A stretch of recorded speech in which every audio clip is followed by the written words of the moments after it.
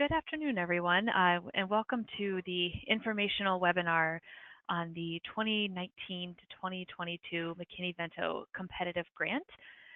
Before we get started, two quick logistical points.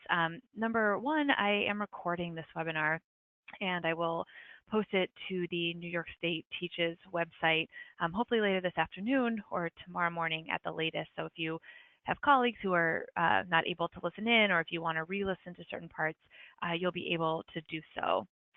Also, everyone on this call is in what's called listen-only mode, which means you are muted.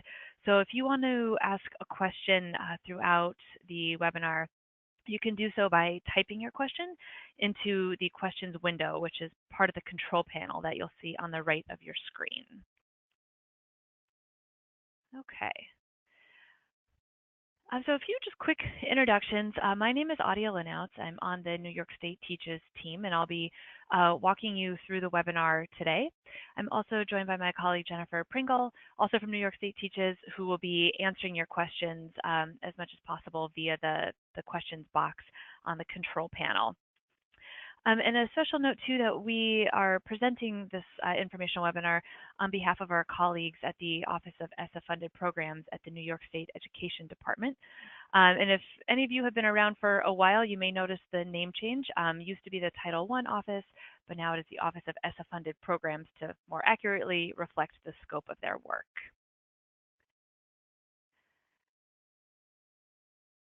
Okay. Again, if you have questions at any point throughout the webinar, please feel free to type them into the questions box. As I mentioned, Jennifer will respond to as many as she can to type back to you. I'll also pause at the end for any questions that maybe have come up a number of times that we could answer for the whole group.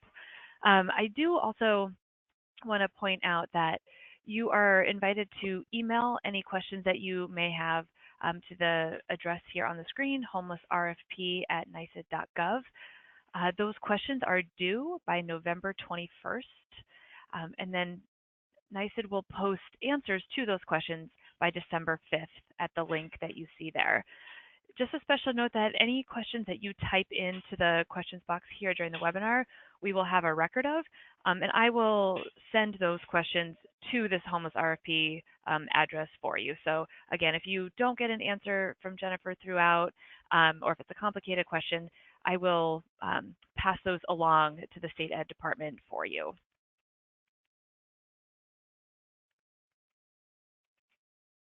Okay. So today's webinar is meant to serve as a sort of informational overview of what you can expect from the McKinney Vento grant application process, as well as the application itself.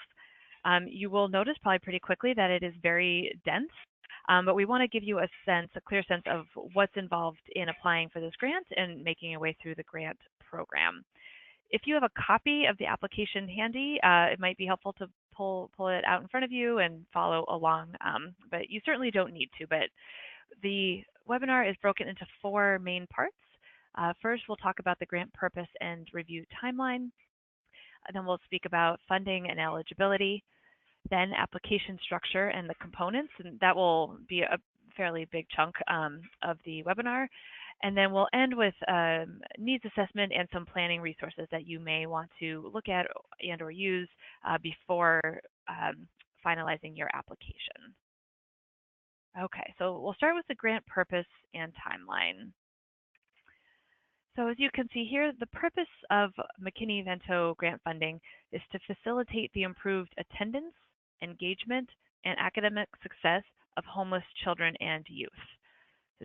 Two special notes. The services provided using McKinney Vento grant funds must not replace regular academic programs. So for example, you can't use grant funds to open a special school or a special classroom that would only serve students in temporary housing. We want all students in temporary housing to be part of the regular student body, regular classes. So these programs are really above and beyond that regular school day programming. Second, Grant funds should not be used to fulfill the basic McKinney Vento Act statutes of things like identification, enrollment, or the transportation to and from the regular school day. There is a list of allowable activities starting on page 6 of the application. We'll talk more about it as we go, but just for your own reference, there's much more information and many more details provided about what can and cannot be funded through the grant program. Okay. Quick timeline here. The application was posted last week on November 8th. Today is November 15th, and we are doing the informational webinar. Again, as I mentioned before, the questions deadline to submit to that email address, the homeless RFP at NYSED.gov address, is November 21st. And answers, like a Q&A type document, will be posted by December 5th. The applications are due on December 19th, and then they'll go through a process of being scored and reviewed, and then the award as well as non-award letters will be sent in early March of 2019. And finally, the last line there, the grant start date or the project start date is July 1st, 2019.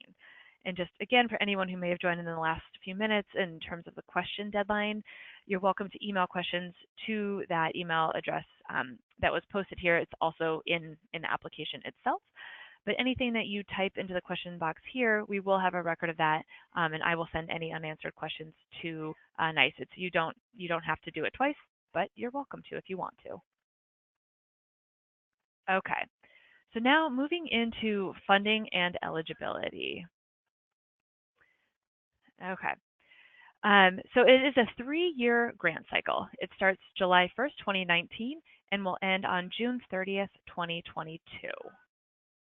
Bit more information. So if it wasn't obvious already, year 1 of the 3-year grant will be July 1st, 2019 through June 30th, 2020. Keep in mind that updated budget documents for year 2 and then subsequently year 3 are due in May or June of the end of that year. So budget documents for year 2 of this grant would be due May or June of 2020. And then year 1 end of year grant program report will be due, it's usually the very last business day in June of 2020. It should be noted too that grant funds for year 2 and year 3 are authorized based on submission of a satisfactory end of year grant report and budget report for the previous year. So just flipping that around, if you don't submit either of those things, there may be a delay in releasing your budget funds for year 2 and year 3. So it's really important to understand the paperwork that needs to be filed at the end of each grant year. A few notes now on where the funding is coming from. It's coming from the U.S. Department of Education as part of the McKinney Vento Act. The funding for this grant is contingent upon the annual state allocation. So the U.S. Department of Education gives each state a certain allocation. For New York State, we're expecting approximately $5.1 million per year for each of the 3-year grant cycle. And the last bullet point there is that the funding is allocated through a competitive grant application process, which is what we're talking about now. So it's not merit-based in terms of it's not solely on the number of students or something like that. It's based on this competitive process. Okay, so funding structure. Similar to this current cycle that is almost over, there are 2 sort of levels of funding, or 2 types of funding. There is the baseline grant, and then there's the enhanced grant for trauma-sensitive schools. The baseline grant is anyone who's applying for this grant will complete that section of the application, but then they have an option to also apply for the enhanced grant for trauma-sensitive schools if you choose. A bit more information about what each of those is or what that entails. First, the baseline grant is intended to support LEAs in their efforts to promote school success for students in temporary housing. Up to 40 grants will be awarded, and LEAs must score a minimum of 60 points out of a total of 100 to be even considered for the McKinney Vento baseline grant. The optional enhanced grant for trauma-sensitive schools, that enhanced grant is intended to support LEAs in their efforts to take very deliberate steps toward creating and implementing whole school trauma-sensitive programs and activities. For this upcoming grant cycle, we will award up to 12 grants. If you have done this in the past, it was 10 grants last year or last cycle. It'll be 12 grants for this coming year. And for that part of the application, it's a minimum of 36 points out of a total of 80 for that piece of this. Probably the most important part to most of you is the funding. You'll see here that the awards are increased slightly over the past 2016 to 2019 cycle, which is exciting. The baseline grant, so for those LEAs who are identifying a 3-year average of 100 to 200 students, will receive up to $45,000 per year. So that's each year of the 3-year cycle. And it goes up from there. You can see there the different categories based on number of students, the funding levels go up. It is topped out with LEAs who have more than 4,000 students identified as homeless can request a maximum award of $2.5 million per year.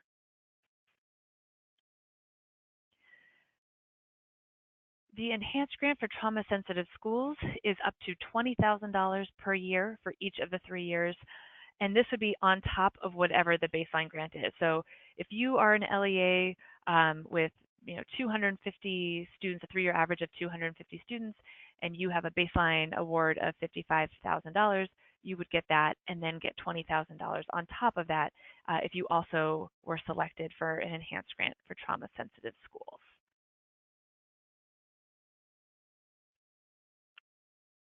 Okay, a few additional notes about funding here. So the baseline grants will be awarded from highest to lowest based on score until the funds are exhausted, and that's up to 40 grants. So again, lowest being it would have to be at least at that 60-point threshold to be considered here. I mentioned this in the previous slide, but again, just to reiterate, that applicants for the enhanced grant must also apply and receive the baseline grant. So you can't only apply for the enhanced grant, you would have to apply for both. And if you don't have a successful application for the baseline grant, then you won't be eligible for enhanced. So it's sort of both or neither in this case.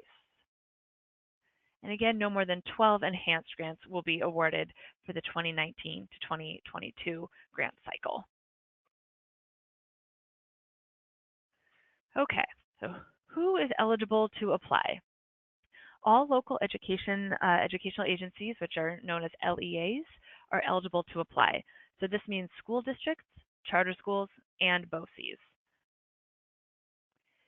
LEAs must have a minimum average of 100 students in temporary housing for the years 2015-16, 16-17, and 17-18. So an easier way to say that is a 3-year average of 100 students or more to be eligible. If you were applying as part of a consortium grant, which I will get into more detail about that momentarily, but then the LEAs that are part of that consortium must have a sum average of 100 students for the past 3 years. So you would add up the 3-year average for each of the districts that are part of the consortium to help you reach that threshold, the minimum threshold of 100 students. If you're wondering where you can get this data, it is on the New York State Teaches website.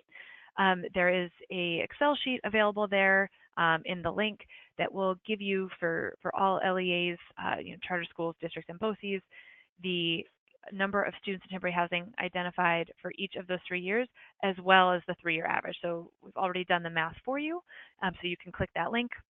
Or once you have the PowerPoint, you can click that link. It's also, the link is in the application itself to get that data for your application. Okay, we're going to go through a few eligibility examples, especially for anyone who may be new to this process. So in this example, District A has identified the following number of homeless students in their data warehouse. So for 2015-16, they identified 75 students in temporary housing. And then the following year, 16-17, they identified 95. And then for 2017 to 2018, there was a jump to 140 students. So doing the math, if you added those 3 numbers together, divided by 3, you would see the 3-year average there is 103.3. So in that case, District A is eligible to apply because they have a 3-year average of more than 100 students.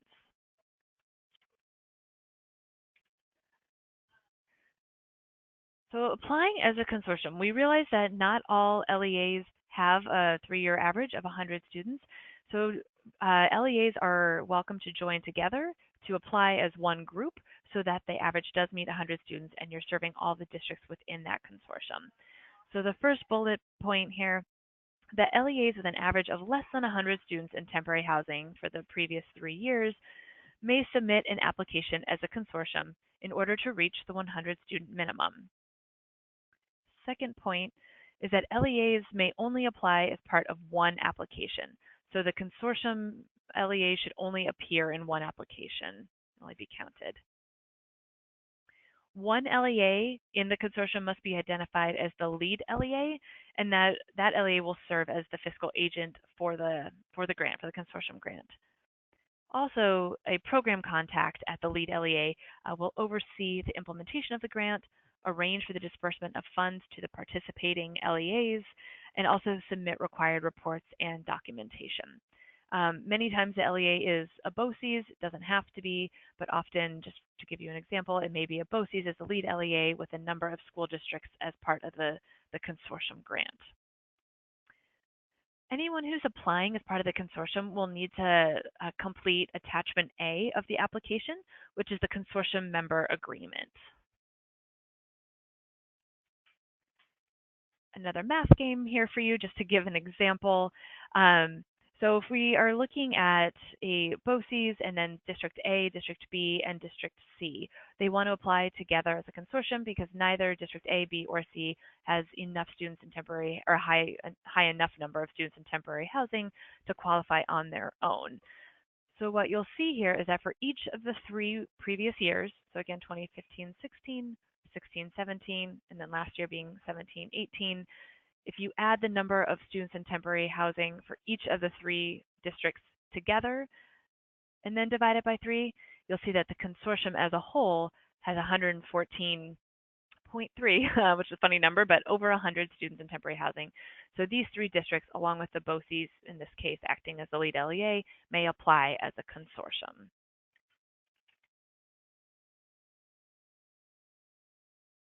Okay. Again, I'm just waiting for your screen to catch up here. Whoops. Okay. All right, I think everyone should be able to see the eligibility data slide now. It seemed like it was paused for a moment, but anyway.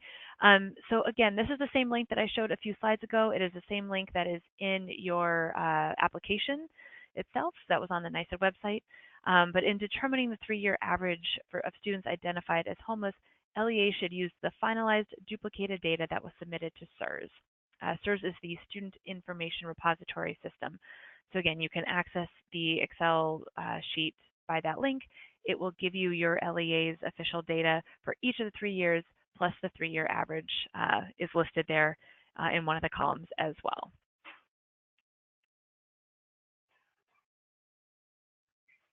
Okay. I know that was a lot. I'm going to keep adding more. Again, if you have questions along the way, please feel free to submit them via the question box to Jen, and she'll answer them now, and or we'll collect them all and submit them to SED on your behalf, and those questions will be answered and posted by December 5th. Okay. So now we're going to go into the application structure and components. So again, if you have the application in front of you on your screen, feel free to follow along. I'm going to try to break it down into each part of what you're expected to complete and turn in. So first, there is an overview, which is page 1. So it's the most basic information about the McKinney Vento grant process and program. There are then a few pages called guidelines. So this will include more detailed information about eligibility, funding, scoring, and also those allowable activities that I mentioned in the beginning. So if you want to get a sense of what types of activities you can and cannot include, you can refer to the allowable activities, which are in, I think on page 6, I said, in that page 2 to 9 category. There are also then a number of pages 10 through 17, that are additional information.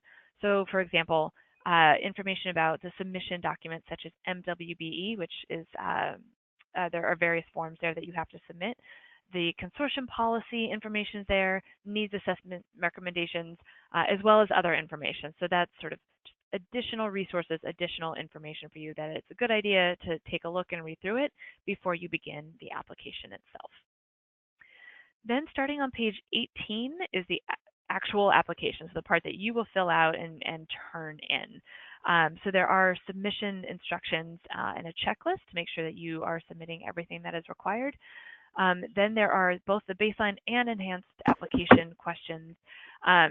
There are also examples for both. We'll get into that a little more later as well, but I certainly recommend that anybody who is applying for the first time, or you've had it before, had a grant before, it's always good to read through the examples that are provided within the application. And there are also budget instructions. Starting on page 41, you can take a look at the rubric for scoring. So this is what SED will use to score all the application. It's a pretty transparent process. It's not considered flipping to the end of the book and cheating and finding the answers. It's recommended that you take a look at the rubric and scoring so that you know what SED is looking for before you start your application. And again, that begins on page 41. Getting toward the end here on page 51 through 54, you'll find two attachments. Number one being that consortium member agreement that I mentioned. So anybody who is applying as a consortium will need to complete that attachment. And the second attachment is the budget narrative form. And finally, page 55 to the end, which I think is like 80-something, there are various submission documents that you will want to take a look at. There's various assurances, more budget forms, MWBE documents, and more. We're not going to go into depth about what all of those are right now, but please be aware that there are additional resources there. Okay. Let me move us forward here. So now we're going to spend more time focusing on the application and related materials section, so pages 18 through 40.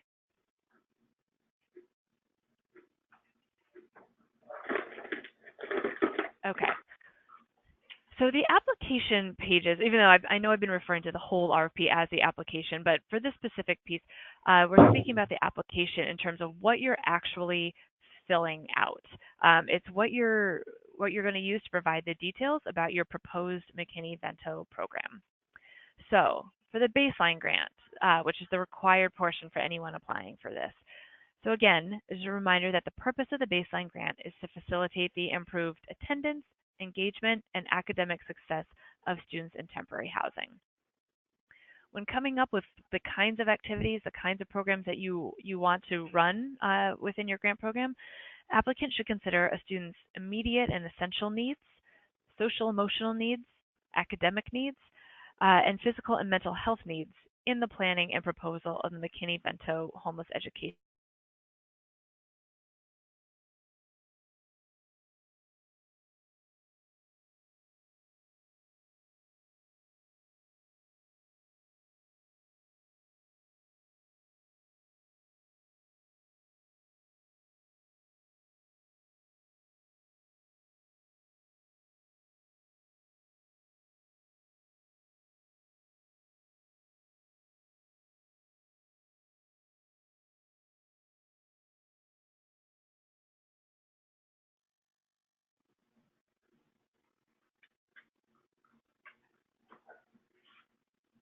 Hello. Hi, everybody. Sorry about that. This is Jennifer. We had a slight issue with audio.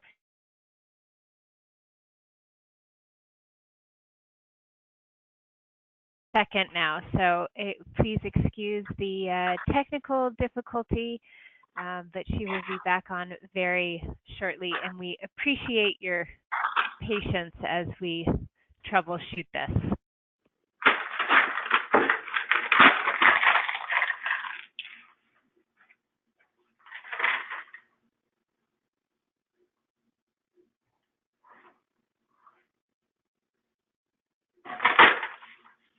Muted.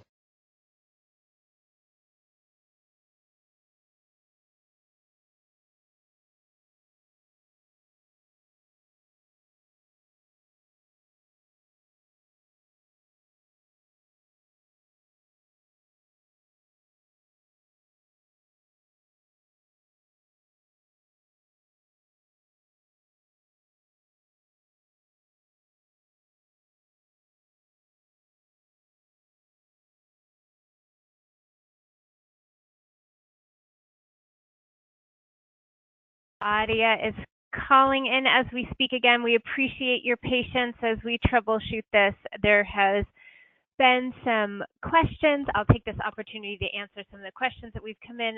There's been a few about folks asking about the how to calculate which range you fall into.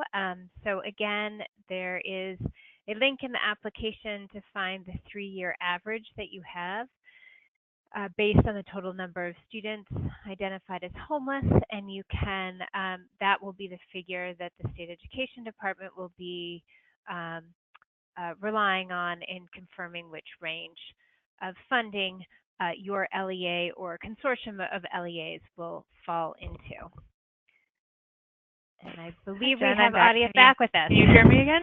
Sorry, Yep. everyone, my phone just shut off completely, which was sort of bad luck for this. So I apologize. Thanks to Jen for filling in and for you all sticking on the phone. So I'm just going to pick up where I think I cut off. It took me a second to notice I was talking to nobody. But I was talking about the baseline grant and the required components here. So I'm going to pick up now with the enhanced grant for trauma-sensitive schools, which is, again, optional. But the purpose of the enhanced grant is to ensure that students in temporary housing can succeed in school by addressing their unique learning needs resulting from stress and trauma. Adia, do you mind just repeating the baseline just so we make sure everybody got that before you cut out? Before I cut out? Sure.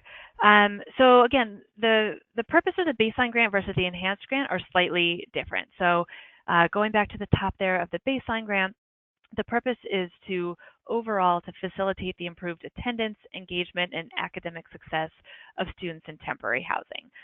So when you are making your plan for what activities or programs to include, you really want to consider all different types of needs that students and families may have. So that is, of course, immediate and essential needs such as school supplies, hygiene supplies, food, things like that. But as well as you want to consider social emotional needs, certainly their academic needs, and also their physical and mental health needs as well, like counseling and other types of behavioral supports. For the enhanced grant, it includes all of those things, but additionally, there's a real focus on addressing those unique learning needs that result from stress and trauma. Many students in temporary housing are experiencing trauma, not necessarily all of them, but many of them are. And so the last bullet point there, it's known that for maximum impact, experts recommend a school-wide approach to trauma sensitivity that addresses the negative effects of chronic stress or trauma through a focus on school climate, fostering secure attachments, and strengthening non-cognitive coping skills. So we'll talk about each of those in a bit more detail as we go. And again, pretty much everything that I'm saying, or I guess everything that I'm saying or you're reading here, is included within the application. So if you are worried about missing something, again, you can listen to the recording and or find it in the application. So what are the required components? So for the baseline grant, there's a cover page that you'll want to fill out and sign. Then there are two main sections, Section A and Section B. Section A is called the local landscape. That includes some narrative questions as well as a few charts. For Section B is the program design and implementation. That also asks for a narrative and includes what is called a program activity plan. If you are applying as a consortium, you would also need to submit Attachment A, which is the consortium member agreement. And if you're not applying as a consortium, you don't have to turn that in. Everyone, though, does need to turn in the FS10 budget form and the budget narrative. So the budget form, as you'll see, is linked within the application, but the budget narrative is its own form, and that is Attachment B of the application. You will also need to submit the MWBE documents. For the enhanced grant, you need to submit everything that we just talked about in the baseline grant. And then it is split into two sections for the enhanced. There is a program narrative, and then there's program design and implementation, which will be another program activity plan. So similar to the baseline, but a little bit shorter. Please note, too, that for the enhanced grant, you also need to turn in the FS10 and budget form and budget narrative, as well as MWBE documents. You need to submit a separate set of those for the enhanced grant. So it'd be one set of those forms for the baseline and a separate set of those forms for the enhanced grant. Okay, so let's go into a little more detail about what you'll see in the application. So in Section A of the baseline grant, remember I said it's the local landscape. So it's really the who and why are you applying for this grant. Question 1 is a narrative. There are 4 bullet point questions. You can see a screenshot there of what those are. So you'll want to be sure that you answer all 4 of those bullet point questions within your narrative. And please keep the narrative to 500 words or less. Then there are questions 2, 3, and 4, which are charts. They're asking for data on district identification data, much of which you'll be able to get from that link that we spoke about earlier on the teacher's website from the SIRS data. Then in Section B, this is where you really get into the meat of your program design and your plan to actually implement this program. So that is basically what you're going to do, how you're going to do it, and how you're going to know if it worked. There's sort of 3 pieces, I guess, to this Section B. The one part is the program overview, which it will ask you for a narrative of your program. Again, there's a few bullet point questions or prompts that you'll want to address in your narrative. And then there are several pages of examples. You don't actually need to do anything with the examples, but we highly recommend that you read them, become familiar with them. It'll really help you craft your program activities and program. So be sure to check out the examples there. And then the main part, which is with a little bit of a screenshot here, is the program activity plan. If you've seen applications for this grant in previous cycles, it used to be a chart. It's no longer a chart. It is these program activity plan sort of bullet point pieces here. You're welcome to add as many as you would like. I think there's maybe 4 or 5 in the application itself, but add more as necessary. Oh, one more point on this, sorry, before I go forward. You'll see that at the end of each program activity, there is a bullet point for budget. This is just an estimate. This should not replace or necessarily even be as detailed as the FS10 or budget narrative forms that you're filling out, but rather sort of an overall view of what portion of the grant funds will be used for this specific activity. I also want to point out a few, there we go, helpful hints, I guess. So one is be sure again to look at the allowable activities that are on page 6 of the application. You also will want to take a look at the scoring rubric, which begins on page 43, to get a sense of the types of activities you may want to include. And another note on that, when you're looking at the scoring rubric, you'll see that there's really 3 categories of grant activities or types of grant activities. One is student-facing activities. The second one is student or family support activities, and 3 is capacity building. So in order to have full point earning potential, you'll want to have at least 1 activity in each of those 3 categories. You're certainly welcome to have more, but you'll want at least 1 in each of the 3 categories. So again, there's more information or sort of you can take a look at how that's structured in the scoring rubric. You'll also want to be as detailed and specific as possible in each of the program activities that you list here. Again, please add as many as you like, but keep in mind that in terms of the scoring rubric, quality is more important than quantity. So it's better to do fewer things and do them well and in depth than to sort of brush over a great number of things. Spotlight on a few other pieces of information that you may need to submit. One, again, attachment A, which is the consortium member agreement, if that's applicable to you. This is going to outline the roles and responsibilities of the lead LEA as well as each of the component LEA. So what are they going to get in terms of services and funding, and what are they going to do? It does require signatures from the lead LEA as well as all component LEAs, which may take some time, so just be aware of that. This is probably not something you want to start very last minute. Also, the FS10 budget forms and budget narrative. So it's 2 sort of separate things that go together. So the FS10 budget form can be found on SED's website, and it is linked from the application, so you'll be able to pull that up. Then there's also the budget narrative. So once again, that's attachment B within the application, which can be found on page 55. As always, the budget with any grant is that budgets must be appropriate and necessary to support the project activities and reasonable for the number of participating students. MWBE documents. This is minority and women-owned businesses, so the applicants must make a good faith effort to solicit New York State certified MWBE subcontractors and or suppliers.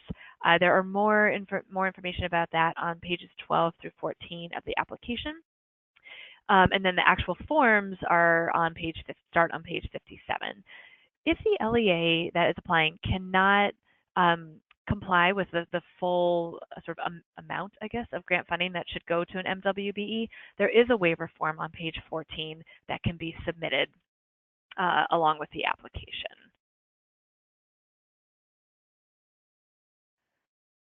Okay, so we're going to go over now the enhanced grant for a trauma-sensitive school. So this is going to begin on page 34 of your application if you happen to be following along. And a complete enhanced grant includes everything from the baseline grant that we just talked about. And additionally, it will ask you for a program narrative that is specific to the enhanced grant. It's also going to have a program design and implementation component, which again is a very similar program activity plan to the baseline, but it's going to ask you specifically for the program activities you plan to design and implement for your enhanced grant for trauma-sensitive schools. Again, you'll need to submit a separate set of budget forms, so the FS10 and the budget narrative. You cannot use the same ones that you used for the baseline. Please have a separate one. And also a separate set of MWBE documents. A quick overview of what you'll see in the application. So the first thing you'll see is a pretty simple checkbox. So for program type, you're simply going to check the appropriate box. Is your trauma-sensitive program going to focus on one school or multiple schools? It asks you if you had a 2013 to 2016 enhanced grant.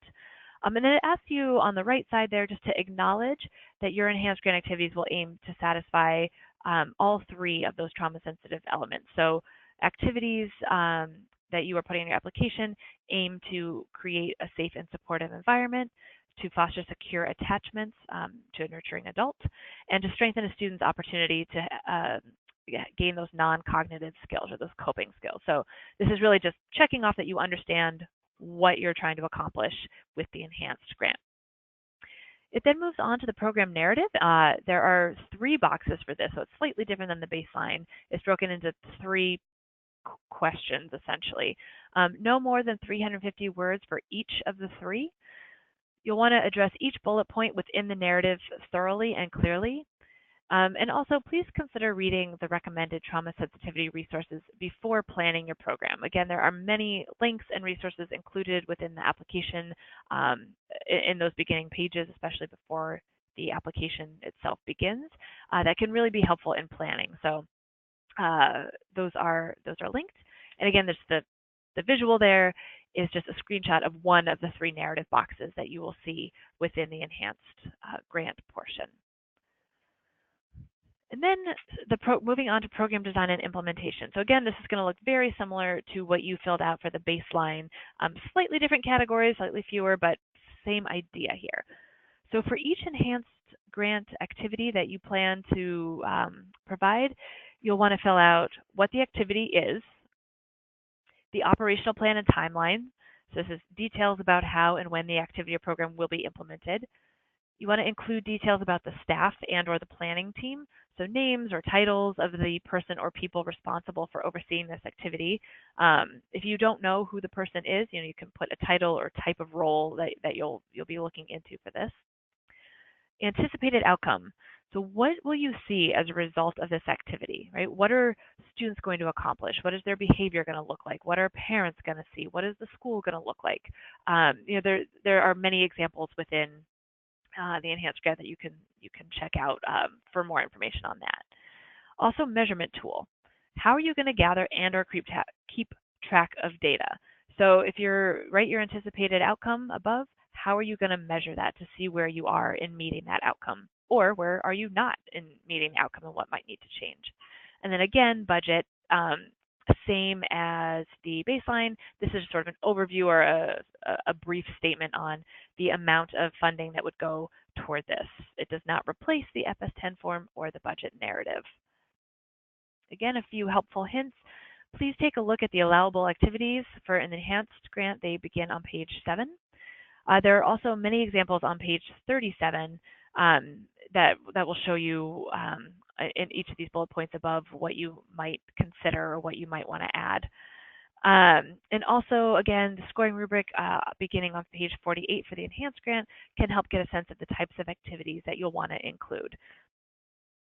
Same as the baseline, you want to be as detailed and specific as possible. And finally, add as many program activities you like, but again, keep in mind that quality may be more important than quantity. Quick reminder at this point, hopefully this is obvious, but you'll need to submit FS10 budget form and budget narrative for the enhanced grant should you choose to apply for this piece of the grant, as well as MWBE documents. Again, the rules and location for both budget and MWBE documents are the same as those listed for the baseline grant, but you need to submit a separate set of those for both baseline and enhanced grant. I hope that is clear at this point. Okay. So again, that's a lot. Keep your questions coming. I'm going to finish up now with needs assessment and a few planning resource suggestions. Then I'll pause for any questions that should be read out loud, and then we'll wrap up, and I will get this recording posted to our website along with the PowerPoint as well. Okay. So planning. Before beginning your application, consider these questions. What do students and families in my district need? Do our proposed program activities actually meet those needs? What do we already offer that we may want to expand using the grant funds? And or what new programs and activities do we need in order to meet those identified student and family needs? More helpful hints. We're really just trying to hammer this home. It's the same idea. You can find a lot of information in the allowable activities, in the program activity plan examples, and the scoring rubric. So as you're asking yourself these questions and or other questions in terms of planning, take a look at those sections of the application to give you some guidance and some ideas there. If you've never done a needs assessment before, again, this is recommended, not required. So now we're getting into a section of just things that are potentially helpful but not required. You can really use any needs assessment that you'd like. It can be formal or informal, but there's a few steps that are generally included in any needs assessment. One, you certainly want to identify the key stakeholders. These can be staff members in the district that you want to include, certainly students, families, community members, things like that. Who are you trying to serve and or include as a part of this grant? And then actually conduct the needs assessment. That may be a series of questions that you come up with yourself. It may be a needs assessment that you download and borrow from another organization. Then, of course, you want to organize and analyze those results. So what did you find, and how is that going to inform the program activities that you create? You want to identify goals. So again, remember in the both baseline and enhanced, they ask for anticipated outcomes. So what do you expect to see as a result of the various activities? And then finally, think about how you can maximize your resources. So are there things that you see as a need that may be able to come from donations rather than grant funds? You can certainly, I should make clear too, any activity that is part of your grant program that may be donations and not grant funded, please still include those so SED can get a full picture in what you are providing to students and families. But really think about what community partnerships can you access or expand or rely on to meet the needs that you've identified.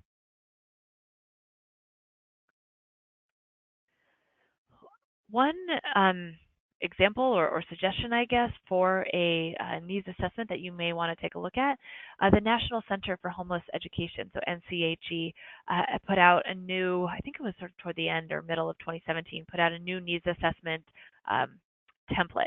And it goes through all types of services related to McKinney Vento, including the required ones. But specifically for this grant, you may want to look at pages 10 through 15. They ask about considering access to support services, access to different services that would end with school success, as well as community and LEA collaboration. So all of those categories fit nicely into what both the baseline and enhanced grant are asking you to do or asking you to consider. So if you want to go through a needs assessment, again, not required, but it is recommended, this may be a helpful start. Specifically, if you look at the left there, it says questions to consider. You can certainly read through those in the various categories. Again, I would focus on pages 10 through 15. If you don't have time to read the whole thing, that's a really good place to start. A few suggestions if you are planning for the enhanced grant. Take a look at again, I should say recommended, not required, but it's recommended that you take a look at the Creating and Advocating for Trauma-Sensitive Schools book. It is available, a free download. That download link is included in the application itself. This book comes from the Trauma and Learning Policy Initiative, which is known as TLPI. It is a book, and it's good to read the whole thing if you can, but if you can't, a few sort of targeted pieces. On page 3, there's a self-assessment tool. On chapter 2, page 30, there's a needs assessment. And also from TLPI and Lesley University, there is a trauma-sensitive schools checklist. It's a one-page front and back document that may really help you consider what types of questions or what you should ask and what types of activities or programs you may want to include in an enhanced program for trauma-sensitive schools. And that link is linked here in the PowerPoint, which is available, but it's also on the New York State Teaches website. Again, more information and links can be found on pages 7 through 9 of the application. So with that, I will leave this screen up for a moment, and we'll pause for any questions that should be read out loud to the whole group. But as a reminder, please email any additional questions you have to homelessrfp@nisid.gov. Those are due by November 21st, 2018. And then SED will create a Q&A document based on those questions that were submitted. So those answers will be posted on the link below by December 5th. Again, both of those links are, I think, on the first or within the first couple of pages of the application itself. And I'll pause there and ask Jen if there's any questions that came up a lot that should be read out loud and answered to the whole group. Thank you, Adia. So there have been a few questions about when the PowerPoint for this PowerPoint as well as the recording for this webinar will be posted on our website. We should have that posted by close of business tomorrow. Does that sound right, Adia? Yeah, and my goal is to get it done by close of business today, but if not, certainly by close of business tomorrow at the latest, it will be posted. And I should say too, it's on the Teaches website. There are 2 places or 2 pages that deal with grants, and one says grantees right from the homepage. The other is info by topic. You can navigate to McKinney Vento grant, and I will post it in both of those places. Then another question was about the consortium application. In Appendix A, under Component LEA Responsibilities, there's a section where it says briefly list the services programs that the Component LEA will provide. And the question is, does this have to be a purchase service, or could it be like the LEA provides outreach for a program provided by the lead LEA? I know that's a more detailed question, so that may be something that... Yeah, no, it's an important question, and if anyone had noticed that specific question or asking for what will be provided was not necessarily included in previous grant cycles. It was just a signature, and so it is new this year, so it's a fair question. So it should certainly include anything that the district is going to provide to students or families. So it could be outreach, could be the capacity building, so professional development pieces, could be tutoring. So for example, if there's three component districts to a consortium and two of them are going to provide tutoring and one of them is going to provide mentoring or whatever it might be, those types of programs should all be included. Doesn't have to go into great detail. Those details should be in the application portion, but you will want to briefly list which component LEA is responsible for doing what. And there was a question about the MWBE requirements, and I believe you covered this, but I just wanted to make sure it was clear that if you're looking to have as a part of your budget a purchase service with a nonprofit to support your programs such as local Boys and Girls Club or the YMCA or something like that, what if you want to use that? What if you want to engage them? And as folks know, nonprofits are not considered, can't be considered MWBEs. What should you do? And you address this in your talking points, but I just want to make clear you can apply for a partial or full waiver to the MWBE requirements. Yeah. And that's included. And there's two pieces to that question. So if an LEA wants to partner with a nonprofit organization or an agency, it is allowable to use grant funds to build that partnership if needed. So we would, we're going to pay the Boys and Girls Club X amount of dollars to provide X services. That's outlined in more detail in the allowable activities, but that's one way to get sort of the community partnerships piece.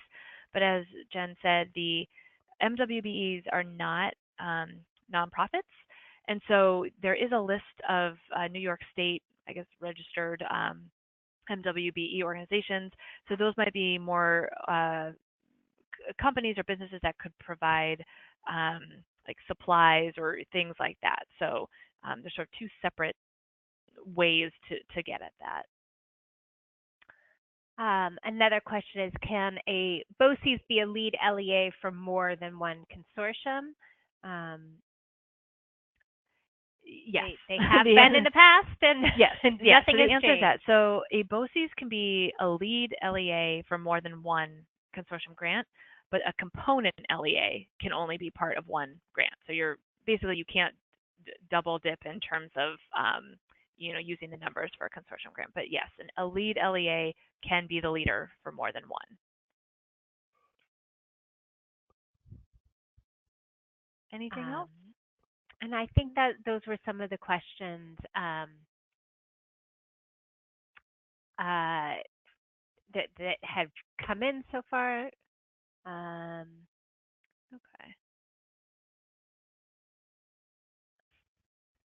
Okay, so we'll keep the webinar open just for a few more minutes so folks can type in their questions. Again, we probably won't be able to answer all of them if we get a flood of them, but we will have a record of them, and I will submit them to SED at that email address on behalf of whoever is submitting them here. But you're all welcome to submit questions directly to SED through that email address that is posted here. And again, please do so by November 21st to make sure it's included by December 5th. So with that, we'll wind down and end the webinar. Again, thank you for your patience for when my phone cut out. I appreciate you sticking on the line. And we will get the PowerPoint and recording posted onto the Teach's website as soon as possible, hopefully today. So thank you again to all of you for your interest in the webinar and the RFP, and best of luck to you in the application process. Take care.